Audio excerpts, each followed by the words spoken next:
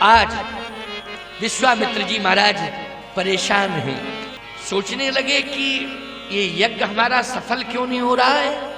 लेकिन अभी तक वशिष्ठ जी महाराज के यज्ञ में तो सम्मिलित नहीं हुए थे। क्यों नहीं हुए थे? शान के कारण सम्मिलित नहीं हुए थे। अत्रि जी आए, गुजार पाते हैं, मैं स्पष्ट बोल रहा हूं। या तो उनका अपमान कहीं ना कहीं किसी जगह पर हो जाता है और उस अपमान के कारण सनातन संस्कृति में पलने वाले महात्माओं को शर्मिंदित होना पड़ता है। बोलो, होना पड़ता है कि नहीं? ये विडंबना आ जाती है। इसलिए मैं कहना चाहता हूं कि हमेशा स्वस्थ परंपरा में जियो और ये लक्ष्मी को नारायण की सेवा में समर्पित कर दो और तुम सेवक बन करके बस सेवा का संकल्प लो। यही भाव होना चाहिए। आज विश्वामित्र जी महाराज परेशान हैं, सोचने लगे कि ये यज्ञ हमारा सफल क्यों नहीं हो रहा है। लेकिन अभी तक वशिष्ठ जी महाराज के यज्ञ में तो सम्मिलित नहीं हुए थे। क्यों नहीं हुए थे? शान के कारण सम्मिलित नहीं हुए थे। अत्रि जी आए, सुतीक्षण जी आए, सर्वभंग जी आए, वामदेव जी आए अयोध्या में। लेकिन वशिष्ठ जी ने जो यज्ञ कराया विश्वामित्र जी ने। क्यों नहीं आए विश्वामित्र जी? शान के कारण नहीं आए। नहीं आए, कोई बात नहीं, परेशान है, परेशान है। लेकिन अयोध्या के यज्ञ में तो भगवान प्रकट हो गए और जैसे ही भगवान प्रकट हुए प्यारे, देखो कल आपने सुना था दक्ष प्रजापति ने यज्ञ किया था लेकिन यज्ञ विफल हो गया। सती जी के बाप का यज्ञ जो है विफल हो गया था। हो गया था कि नहीं हो गया था? क्यों? वो भी परेशान, शान के कारण शंकर जी को नहीं बुलाया। किसके कारण नहीं बुलाया शंकर जी को? शान के कारण नहीं बुलाया है दक्ष प्रजापति ने। जबकि शंकर जी तो दामाद होते हैं, वही आप दक्ष प्रजापति के दामाद का सम्मान किया जाता है कि नहीं किया जाता? दामाद का सम्मान किया जाता, लेकिन नहीं बुलाया शान के कारण। तो ईमानदारी से बताओ, परेशान हुआ, मरना पड़ा, कलंक मिला, ये सारा का सारा अपमान देखना पड़ा। यज्ञ विफल हो गया। दक्ष प्रजापति का अभिमान के कारण यज्ञ सफल नहीं हुआ और यहाँ विश्वामित्र जी का भी अभिमान के कारण यज्ञ सफल नहीं हुआ। विश्वामित्र जी में परिवर्तन आ गया। क्या परिवर्तन आया? कि हम इसलिए परेशान हैं क्योंकि हम शान अभिमान से यज्ञ कर रहे हैं और अभिमान से किया हुआ कोई भी कार्य सफल नहीं होता है। इसलिए विश्वामित्र, तुझे अभिमान छोड़ना पड़ेगा। अभिमान क्या था? हम वशिष्ठ को नहीं बुलाएंगे, नहीं बुलाएंगे वशिष्ठ को, हम किसी को नहीं बुलाएंगे, हमें किसी की जरूरत नहीं, अभिमान है। लेकिन प्यारे विचार करना, एक दिन विचार करने लगे, तब मुनिवर मन कीन विचारा, प्रभु अवतरऊ हरण मही भारा। विचार किया कि भगवान का अवतार हो गया और हम अयोध्या नहीं गए। जितने महात्मा थे सब अयोध्या गए। भगवान का अवतार हुआ तो बोलो भैया, पहले तो यज्ञ में गए और जब भगवान का जन्म हुआ तो सभी महात्मा भगवान के जन्म में गए। गए कि नहीं गए? सभी तीर्थ गए, पुनीत नदियां सब गई, सभी महात्मा गए। लेकिन कौन नहीं गए? विश्वामित्र जी नहीं गए।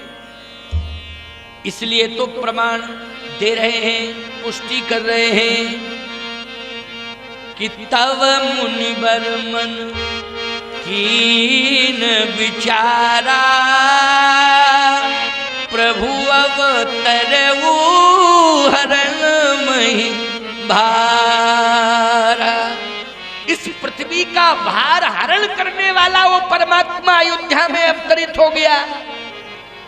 तो मेरे यज्ञ का जो भार मेरे ऊपर है, उस यज्ञ के भार का हरण करने वाला भी तो वही होगा। जब पूरी पृथ्वी का भार का हरण करने वाला पैदा हुआ तो मेरे यज्ञ का भी भार हरण करने वाला वही पैदा हुआ। अब मुझे जाना चाहिए, विचार किया।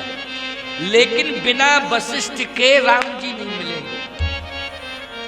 दशरथ जी महाराज थोड़ी दे देंगे, जब तक राम जी मिल नहीं सकते, वशिष्ठ जी का आदेश नहीं होगा, राम जी मिल ही नहीं सकते। वशिष्ठ जी महाराज जब तक नहीं कहेंगे दशरथ जी महाराज दे नहीं सकते। आखिर मांगना किससे पड़ा? वशिष्ठ जी से मांगना पड़ा। नहीं तो दशरथ जी महाराज को भी अधिकार तो था ही, दे सकते थे, लेकिन नहीं नहीं नहीं, बिना वशिष्ठ की आज्ञा के दशरथ जी ने राम जी को नहीं दिया। विचार करना, तब मुनिवर मन कीन विचारा, प्रभु अवतर हरण मही भार। अब मुझे आश्रम छोड़ के जाना चाहिए। कहां जाना चाहिए? अयोध्या जाना चाहिए। मेरे यज्ञ को भगवान ने अभी स्वीकार नहीं किया है। यज्ञ सफल नहीं हो रहा, भगवान ने स्वीकार नहीं किया है। जब भगवान ने स्वीकार नहीं किया है तो मुझे भगवान को मनाने के लिए जाना चाहिए। भगवान कहाँ है? अरे भैया भगवान कहाँ नहीं है? हरि व्यापक सर्वत्र समाना, प्रेम ते प्रगट होय में जाना। भगवान तो सर्वत्र है, प्रेम से प्रकट होता है। लेकिन सही बात आपको बताएं, बक्सर में भी भगवान को प्रकट कर सकते थे। यज्ञ तो भगवान का ही स्वरूप होता है, लेकिन भगवान यज्ञ से नहीं मिल पा रहे हैं, न यज्ञ सफल हो पा रहा है। हरि व्यापक सर्वत्र समाना, प्रेम ते प्रकट होय में जाना स्पष्टीकरण है कि आपको, आपने जहां से विवाद शुरू किया है, आपको वहां जाके संवाद करना पड़ेगा, संवाद करना पड़ेगा। और जो दूरियां बन गई हैं उन दूरियों को समाप्त करना पड़ेगा। उसमें प्रेम और श्रद्धा और समर्पण, इन तीन की जरूरत पड़ेगी। श्रद्धा, समर्पण, प्रेम, इसकी जरूरत पड़ेगी। इसलिए तीनों लेकर के जाओ, श्रद्धा लेकर के जाओ, समर्पण लेकर के जाओ और प्रेम लेकर जाओ। तीन लेकर के जाइए। श्रद्धा क्या है? ये हूँ मिस देखो पद जाई, और कर बिनती आनो दो भाई। प्रार्थना करूंगा तो प्रार्थना करने का मतलब श्रद्धा होती है, तभी प्रार्थना की जाती है। क्यों भाई? श्रद्धा। कर विनती आनो दो भाई, प्रार्थना करूंगा और लेके आऊंगा। बहुविधि करत मनोरथ जात लागनी बार, कर्मज्जन सरयू जल गयऊ भूप दरबार। बहुविधि करत मनोरथ जात लाग नहीं बार, कर्मज्जन सरयू जल गयऊ भूप दरबार। बिना सरजू स्नान के। अच्छा एक बात बताओ, जब आप किसी जलाशय में स्नान करते हो तो पहले सिर झुकता है आप? क्यों? कैसे करते हो? ऐसे करते हो? हमारी समझ में तो परंपरा पहले सिर झुकाने की है कि नहीं? बोलो भाई। तो सीधी सी बात ये सिर झुकना चाहिए। गंगा में स्नान करो, मंदाकिनी में स्नान करो, सरजू में स्नान करो, परंपरा यही है कि सिर झुकाना पड़ता है। तो सीधी सी बात है, कर्मज्जन सरयू जल गयऊ भूप दरबार। तो पहला समर्पण तो सरजू जी में किया। क्यों भाई? पहला समर्पण सरजू जी में किया कि हे सरजू मैया, आज मैं आपसे प्रार्थना कर रहा हूं। स्नान का मतलब समर्पण होता है। स्नान का मतलब क्या है? समर्पण है। हे सरजू मैया, आपकी शरण में आया हूं, मुझे श्री राम से मिला दो। किससे मिला दो? श्री राम से मिला दो। गंगा मैया में स्नान करते हो तो क्या कहते हो? गंगे तो दर्शनार्थ मुक्ति, दर्शन करने मात्र से मुक्ति हो जाती, लेकिन आज तो मैं स्नान कर रहा हूं। हे गंगा मैया, मुझे मुक्त करके राम से मिला देना। किससे मिला देना? राम से। संसार से मुक्त करो और संसार बनाने वाले से मुझे मिला दो। संसार से मुक्त करो, मेरी मुक्ति हो जाए और संसार बनाने वाला मुझे मिल जाए, ये भाव रहता है ना। विश्वामित्र जी ने भी कहा, सरजू मैया मुझे राम से मिला दो। राम मिलेंगे क्या? भगवान को लेने के लिए आया हूं, भगवान से मिला दो। सरजू मैया ने कहा, अयोध्या आ गए हो तो मिलेंगे ही मिलेंगे। कनक भवन में जाना पड़ेगा, वहां राम मिलेंगे। कहाँ मिलेंगे? कनक भवन में राम मिलेंगे।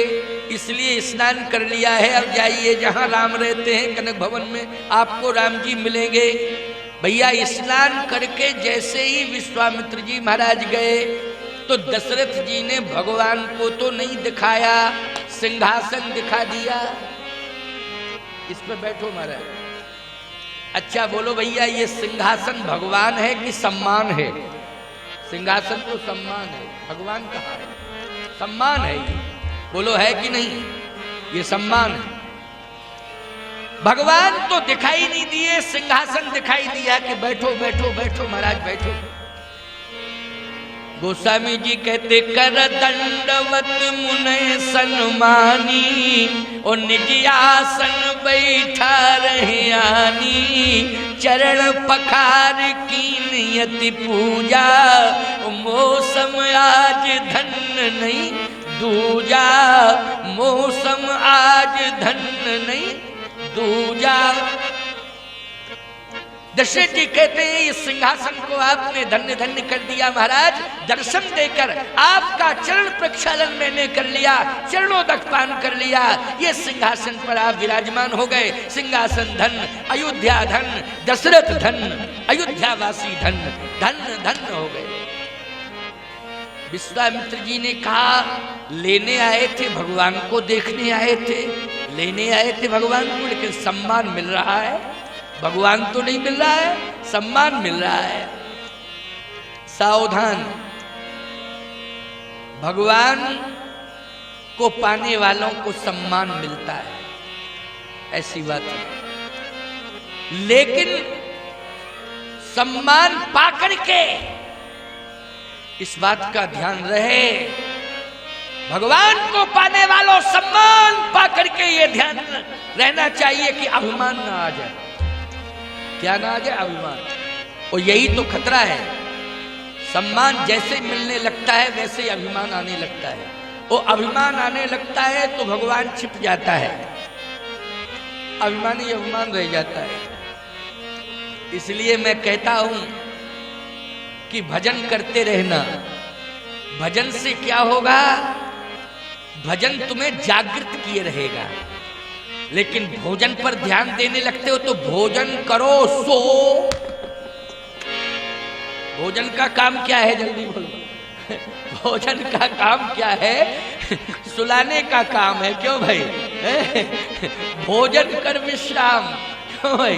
भोजन के बाद विश्राम व्यक्ति करता है, भोजन के बाद सोने की स्थिति जुड़ जाती है।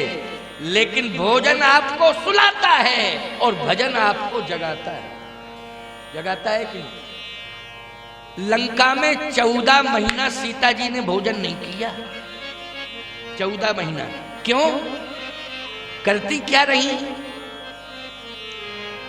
नाम पाहरू दिवस निस ध्यान तुम्हार कपाट, लोचन निजपद यंत्र प्राण जाए कहीं बाट। कृष्ण शीस जटा एक बैनी, जपत हृदय रघुपति गुण श्रेणी। राम राम राम राम राम राम जपती रही, जगती रही। राम का नाम बोलो क्या करता रहा? जगाता रहा। और जगाता रहा तो याद रखना, सुसुप्ति अवस्था में विकार हावी हो जाते हैं, लेकिन जागृत अवस्था में विकार उतने हावी नहीं हो पाते हैं। क्यों भाई? इसलिए सकल प्रकार विकार बिहाई, मन क्रम वचन करो शिवकाई। तो ये विकार कैसे त्याग पाए लक्ष्मण जी? किसी भी प्रकार का विकार लक्ष्मण को प्रभावित नहीं कर पाया, क्योंकि नींद नारी भोजन पर है। उन्होंने भोजन का त्याग किया तो निद्रा का त्याग अपने आप हो गया। बोलो हो गया कि नहीं हो गया? भोजन नहीं करोगे तो नींद नहीं आएगी। तो मेरा तात्पर्य कहने का यह है कि भोजन छोड़ना नहीं है तुम्हें, लेकिन भोजन को कम करना है, भजन को ज्यादा करना है, क्योंकि भोजन में मात्रा लगी है, भोजन, और भजन में कोई मात्रा ही नहीं। इसलिए भोजन में मात्रा पर विचार करना कम करना है और भजन ज्यादा से ज्यादा करना है, तो तुम विकारों से बचे रहोगे। लेकिन यहां तो गोस्वामी जी कहते हैं विविधि भांति भोजन करवावा, ओ मुनिवर हरस हृदय सुख पावा। भगवान का दर्शन करके सुख लेना चाहते थे, लेकिन भोजन करके ही सुख महसूस करने लगे। आनंद आ गया, मालपुआ तस्मई, आनंद आ गया है। मालपुआ तस्मई में ही आनंद लेना चाहते हो पूरा पूरा है। कथा सुन करके आनंद लो, ये सच्चा आनंद है। प्रसाद के रूप में मालपुआ तस्मई सब मिलेगा, वो तो प्रसाद के रूप में मिलेगा ही मिलेगा। लेकिन मुख्य भाव क्या होना चाहिए? हमें यज्ञ भगवान की परिक्रमा करनी है, यज्ञ वेदी पर बैठकर आहुतियां डालनी है, और अहंकार छोड़ करके हमें कथा की वेदी पर बैठ करके हमें भगवान की कथा श्रवण करनी है, जिससे हमारे विकार दूर हो जाए। ये भाव होना चाहिए। इसलिए ये नहीं कि कथा के टाइम पे आओ, नहीं, मालपुआ के टाइम पे आ जाओ, मालपुआ के समय सब आ जाओ है, और कथा के समय आओ नहीं, ये नहीं होना चाहिए। वरीयता कथा को दो, ये तो प्रसाद बाद में मिलता ही है, मिलेगा ही मिलेगा। प्रसाद पाने का वही अधिकारी होता है जो भगवान की कथा को श्रवण करता है, समर्पण करता है, उसे ही भगवान के प्रसाद का अधिकार मिलता है। क्योंकि प्रसाद पहले नहीं दिया जाता, बीच में नहीं दिया जाता है, कथा के बाद ही प्रसाद दिया जाता है कि नहीं? जल्दी बोलो। कथा भंडारा भी होता है, परडे होता है। अच्छा बोलो, कथा के बाद ही ना भंडारा होता है शुरू? ये नियम सब जगह है, पूरे हिंदुस्तान में। क्योंकि यज्ञ तो हिंदुस्तान में ही होते हैं, दुनिया में तो यज्ञ होते हैं, लेकिन भारतीय लोग जहाँ रहते हैं वो प्रभावित होकर कुछ न कुछ रूप में कर लेते हैं। लेकिन विशाल आयोजन भारत की भूमि पर ही होते हैं। परंपरा यही चली आ रही है कि कथा के बाद यज्ञ, फिर कथा, इसके बाद प्रसाद। लेकिन प्रसाद पाने का वही अधिकारी है जो कथा श्रवण करता है। तो विविध भांति भोजन करवावा, ओ मुनिवर हरस हृदय सुख पावा। भगवान का दर्शन करके सुखानुभूति होती है, भगवान को पाने के बाद आनंद और सुख की अनुभूति होती है। लेकिन यहाँ तो इतना बढ़िया भोजन, इतना बढ़िया भोजन रिद्धियों सिद्धियों ने बना करके तैयार कर दिया कि विश्वामित्र जी ने भोजन किया और मुनिवर हरस हृदय सुख पावा। अच्छा एक बात बताओ, सुख पावा और सिद्धाश्रम में? गोस्वामी जी कहते हैं सिद्धाश्रम में तो विश्वामित्र महामुनि ज्ञानी, बसहि विपिन शुभ आश्रम जायनी। लेकिन जही जग जोग जग मुनि करही, अति मारीच स्वभाव डरही। वहां तो डर है, भय है, इसलिए जहां डर और भय है वहां ना सुख है ना शांति है। लेकिन अयोध्या में भोजन प्रसाद इतना बढ़िया मिला कि मुनिवर हरस हृदय सुख पावा, सुख पावा। लेकिन भोजन पाने आए थे, व्यंजन पाने आए थे 56 प्रकार के? नहीं नहीं नहीं, भगवान को पाने के लिए आए थे, भगवान को पाने आए थे। भगवान कहाँ है? दशरथ जी से कहा विश्वामित्र जी ने, जो राम यज्ञ के प्रसाद से आपको प्राप्त हुआ, वो राम कहाँ है? कहाँ है दशरथ? वो राम कहाँ है? कौन राम? जाकर नाम सुनत शुभ होई, मोरे ग्रह आवा प्रभु सोई। वो राम कहाँ है? दशरथ जी ने कहा महाराज यहीं कहीं होंगे वो, लाओ मेरे सामने लाओ। कहाँ है वो? मुझे ऐसा लगता है कि दशरथ जी महाराज भोजन को पहले लाए, राम को बाद में लाए। क्यों भाई? नियम क्या है? आपके घर में महात्मा पहुंच जाते हैं तो पहले आप बच्चे सब आके प्रणाम करते हो, आरती उतारते हो, बाद में भोजन कराते हो कि पहले भोजन बाद में? लेकिन यहां पहले भोजन प्रमाण है। देखो चौपाइयों का क्रम जरा समझते जाना। बहुविधि करत, चौपाइयों का क्रम बता रहे। बहुविधि करत मनोरथ जात लाग नहीं बार, कर्म जन सरयू जल गए भूप दरबार। कर दंडवत मुनि सन्मानी, निज आसन बैठा रही आनी। चरण पखार की नियति पूजा, मौसम आज धन नहीं दूजा। विविधि भात भोजन करवावा, मुनिवर हरस हृदय सुख पावा। अंगिरा जी आहे